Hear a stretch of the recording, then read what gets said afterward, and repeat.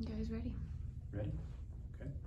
Hey everybody, it's Jim and John again, and we are back to our next series of the Food is Medicine. And today, John, we're talking about blood sugar levels. And we hear a lot about high glucose levels. We hear a lot about impact around things like diabetes with blood sugar. So just kind of starting out, I guess the fundamental question is, how does the sugar actually even get into the blood? Yeah, so sugar is one of three types of carbohydrates. There's under the carbohydrate umbrella, there's sugars, there's starches, and there's fiber. So as it relates to blood sugar, they're all important, but we think more of the starches and the sugars. And that just more describes, the shape of these things. Starches tend to be really long chains of sugar molecules, whereas the sugars much more small. Think of those as almost a single link in the entire chain. So how that food gets into our blood? Well, we eat it, so it could be bread, it could be pasta, it could be fruit, anything with carbs. Even non-carbs can be converted to carbs, but maybe we'll get into that later. But you eat something like bread that has carbs, or let's use potatoes because that's a starchy example. That goes through the stomach, of course. Most of the digestion in the stomach is related to protein, but when we get beyond that to the small intestine, there's a ton of enzymes which help to break up that chain of sugar. Because what our body wants to do is take the starch from like the potato and turn it into starch in our liver or our muscles where it can be stored. But we can't just convert that starch without breaking it down first. It wouldn't cross the cell membrane at the intestinal level or the cellular level. So only once those things can be broken down can we begin to reconfigure them within our own physiological systems. But that's basically what happens. Is you get this long starchy molecule, it gets broken down by enzymes, it can then cross into the blood, but at that point it takes insulin from the pancreas to bind to a cell that takes the sugar, and then it opens up this glucose channel. Think of insulin almost like the key to a door. If your key is rusty, or if it maybe doesn't fit perfectly, if it's dinged up, then the blood sugar doesn't enter the cell as easily. And that's how insulin's commonly described, and that's kind of the short version of how blood sugar can go from food to your cells. Got it. And it's interesting because, to follow up on that, one of the things I've learned from working with you is the hidden truth about sugar. When I used to think about sugar getting into my system, I was thinking candy, ice cream, all the normal suspects. But when you start looking at things like pasta and bread and things, I think a lot of people eat a lot of that stuff not thinking how quickly that turns into sugar, and they wonder why when they get results back that they have high blood sugar. They're going like, well, I don't eat a lot of candy, I don't eat a lot of ice cream. And there are these other things that you mentioned there that really are culprits of high blood sugar that a lot of people just aren't educated on. Yeah, with blood sugar, it can become high for a lot of people. Chronically high blood sugar has a name. It's called diabetes. Type 1 is more genetic, and it all comes down to the pancreas and insulin in terms of what's causing this problem. With the type 1 diabetes, there are these cells in the pancreas called beta cells, and they produce the insulin. So in type 1 diabetes, there's an autoimmune response that attacks those cells. So effectively, the body can't produce insulin, and you need exogenous insulin or an insulin shot to carry out the same role that the insulin that your pancreas would have produced would. Type 2 diabetes is much more common, is about 95% of all the diabetes cases, and that's a situation where it's classified as insulin resistance, and we hear that term a lot. What does that actually mean, though?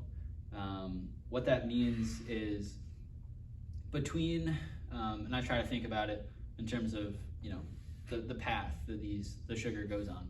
So it goes from our digestive system to our blood to our cells. What happens is the blood is so used to being high in blood sugar that the pancreas, or those cells, the beta cells, can get almost burnt out, I guess to put it crudely, of that response. So, and not everyone has the same, predisposition to these types of things. So some people can do really well with eating a ton of carbs for a long time. It's often that there is an imbalance and too much carbs over time and not enough utilization of those things through exercise. But you get a situation where the cells in the pancreas are basically like, man, we just can't keep up the same. It's typically, I guess, less of the pancreas, and it's more at the cellular level, where those receptors that we talked about that take on the insulin, open up the door for sugar, that's where the key gets rusty or it gets dinged up. And it takes more insulin to get the same effect, to allow that blood sugar to cross that barrier. And then the blood sugar gets caught in limbo between, it's made it out of the digestive system, but it's not into the cell. So you get this intermediary, I guess, location where the blood sugar's, it's high, but there's not enough insulin for it to go where it needs to. And that's why type 2 diabetics, if your blood sugar is too high, they might prescribe an insulin lowering or a sugar lowering medication, or a insulin itself, to just, because in the short term that high blood sugar, well, it can raise your blood pressure and it can cause damage to your vision and your kidneys, and that's in the short term a bigger issue than the weight that might come with it. And that's often why people that they just start on insulin, they might gain 5 to 10 pounds relatively quickly, because now that blood sugar has somewhere to go. And if that is truly excessive, and it often is, it could get converted to fat and add on weight that way. But that is also an indicator that your blood sugar levels are probably better, even though we don't love the weight. And that's where insulin resistance, there are ways we can attack that through food, through exercise, through lifestyle. Stress is a part of that, and that's kind of the story. Because I know that generally with us, we're trying to find natural ways of keeping these things in balance versus medications and all those things. And I hear diabetes so much as a pre-existing condition to a more serious thing down the road, which is why it's so important for us and why we're doing this podcast on it. And but I seem to hear it a lot, and it just seems like, why is high blood sugar levels so common? Yeah, that's I guess a pretty profound question, but part of it's our food supply. We have a lot of just junk food, tons of added sugars on the market, a ton of highly processed carbohydrates, whether it's soda or, an energy drink. Sports drinks have sugar, but they have their place in athletics for sure. But, consuming too much of those things, even bread, and then there are people who just have these predispositions, and if you aren't moving enough, and if the blood sugar builds up and it has nowhere to go as a product of your diet and your lifestyle, then that's kind of the recipe. And there is a big part of our population that has genetic risk factors, so you combine all that together, and then that's kind of where we are now, is this, I think we we eat too much and we don't move enough, and that's definitely part of the story. But the food system itself is definitely something to take a look at. But there's all sorts of kind of fingers you can point. But you always got to ask yourself, what can I do about my situation? And I think that's kind of what we can highlight here. Yeah, and I noticed that even though high blood sugar seems to get the front page, in the world we live in with exercise, with low blood sugar level, we watch people in the club who are trying to get that workout in that you're talking about, and all of a sudden, they hit this wall and we've got to sit them down and get a Gatorade in them or something like that. So talk just a little bit about low blood sugar. Yeah, so just to kind of highlight the balance, right, with all things nutrition, it tends to be not too much, but definitely enough, and just finding that middle ground. But with the low blood sugar, honestly, is more of a short-term risk. If you had to ask me, would you rather have low blood sugar or high blood sugar for a day, I would much rather be in the high sugar group. If you're in the low sugar group, you're much more likely to have issues with your heart or your breathing, cognitive issues, issues with your brain. The low blood sugar is definitely more of a short-term issue because it is for lack of a better term, the most available short-term energy currency that we have. So if you don't have enough of that, then essentially nothing is going to work at optimal levels. And it's not that you have to even eat sugar necessarily or carbs to maintain that level. And there are people who go on carb restrictive diets, but our body prioritizes carbs to such a degree that we will convert protein or fat components in order to make sugar to be able to use it as that currency that we're talking about. But yeah, in many cases, especially in diabetes with type 1 in particular, because they have such an issue with the whole blood sugar and insulin systems, they can go into what's called diabetic ketoacidosis, and that's essentially a coma-like state where you're much more prone to pass out. You can have seizures, and you can have some really serious complications that come from a low blood sugar, and that's basically the body's almost panic response to not having enough of that currency that we're talking about in terms of glucose, which is just the most simplified sugar that our body uses. Yeah, you had mentioned before the different types of sugar, and how do the different types of sugar impact overall blood sugar? I imagine each one has a little bit of a different effect on it. Yeah, definitely to some degree. So the biggest components of sugar that impact the overall blood sugar, it's the type of sugar and how much of that sugar. And there's a few more wrinkles to that, but I think we're getting to that in a second. But like lactose is milk sugar. That has a really low, and they call these concepts. So when we talk about the type of sugar and how that relates to your blood sugar, we call that a glycemic index. So every food, like milk, for example, has a ranking of its glycemic index or its ability to raise blood sugar in response to eating that food, which is kind of a generalized metric. Like how milk affects your blood sugar versus mine probably varies slightly, but it's just kind of the average number here. So they take that, and then they have the glycemic load, which is more of, okay, how much in quantity, so in grams, how much of that sugar are you getting per X amount of a specific food.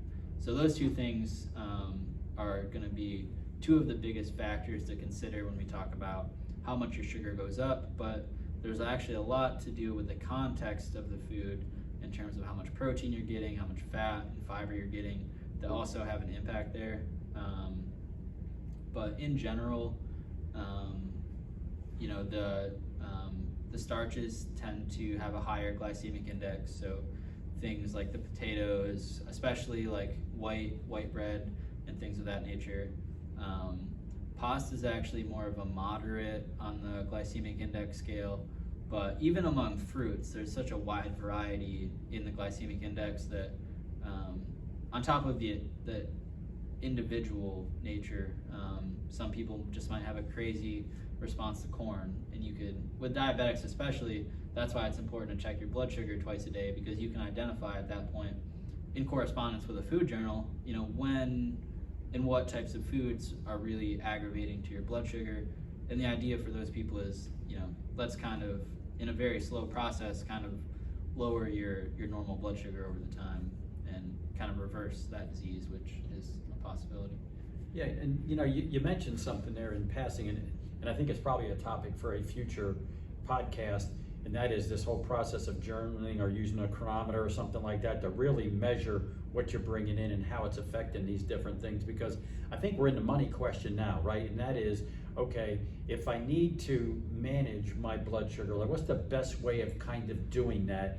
And how do I go through that in the course of a day so that I know that I'm eating the right combination of things, which would then, manage a potentially high blood sugar level issue or even a low one in that regard? Yeah, it's definitely a learning process. I don't want to lead anyone astray with that. Sometimes people will come in to see me for 60 or 90 minutes, and I want to let them know, this is, especially if you're diabetic, this is a learning process. We have to learn how to count carbs, which isn't fun. People don't want to go through all that, and the key is we build this slow and sustainably. One way of doing that can be learn the amount, and that's where we get into applying the glycemic index and glycemic load. They say with diabetics or anyone who's pre-diabetic, limit your carbs per meal to 60 grams, pair that with a high quality source of protein and enough of it, get fiber in there and maybe some healthy fat, and the fiber, fat, and protein all help to slow digestion. And by slowing the digestion, think of it like all those nutrients are riding the same bus. That bus travels a lot slower if you have fiber, fat, or protein on it. If that bus is traveling too fast, so is your blood sugar, chances are. So keeping the glycemic load moderate. We tend actually not to worry too much about the glycemic index unless we identify from journaling that it's an issue for that person. And then, just kind of making it fit. You obviously want to know, because in long term, we know weight loss can help with, managing blood sugar and insulin resistance. Then you kind of got to work out to a whole day and figure out, here's what a meal would work for you that fits and allows you to lose weight in the context of, your work schedule and your exercise regimen and whatever else you got going on. And that's how we use different types of technology, like you mentioned, like meal tracking, to figure out, okay, your blood sugar was this when you woke up, and the day before you had, this was your food. So maybe I see that there's a pattern over time if you log your food for long enough that maybe that yogurt at the night before you went to bed actually helped. It showed your blood sugar was much lower on the following mornings after those. And that's where you really kind of get into, managing it. But yeah, it's not that you have to cut out, any one type of food necessarily. It's very much a, learn what's in your food. A lot of people are surprised to find, a banana has 45 to 60 grams of carbs. Well, if you have a 60 gram limit, right, then that's gonna, make things a challenge for you. But, if you want to have a banana at breakfast, okay, maybe you have an omelet and you have eggs, so you're getting a good source of protein there that doesn't have any carbs. Vegetables are mostly, outside of the starchy vegetables, are pretty much carb free. So you can even add like some onions or peppers or tomatoes to that omelet, spinach, go crazy there. You can also add like a glass of milk. That's another, 8 ounces of milk is about 12 grams of carbs. So then you're, 45 plus 12, you're right at 57, and you're teetering the line, but getting plenty of quality protein to help kind of, we call that blunting the insulin and blood sugar curve, and that's what we want to do. Before we talked about flattening the curve with COVID, we were talking about flattening the curve with blood sugar, and we still try to do that. And the idea is that we can make our spikes, more within the normal range, and over time we can teach our insulin to work better for our cells and get that blood sugar out of the blood vessels and into the cells.